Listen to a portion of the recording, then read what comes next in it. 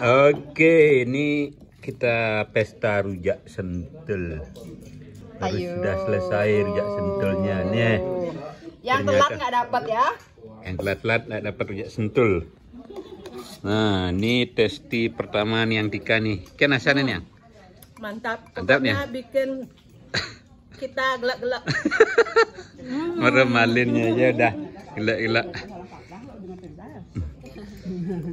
Ini Kak Ja, gimana rasanya Kak Ja? Rasanya manis, Manis, cepat-cepat, agak asam sedikit. Mantap. Hancurin gimana rujak sentulnya? Enak. Enak, sonen malin. Dah. Enak banget. Biar apa tuh? Sama rujak sentul juga apa-apa? Betul. Rujak sentul gimana rasanya?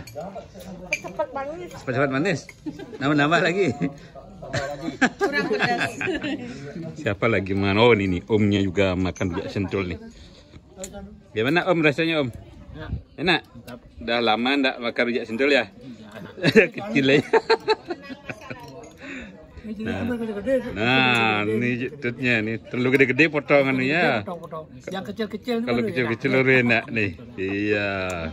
Itu dari kita bikin rujak sentul sudah dites semua ketagihan nih. Ya.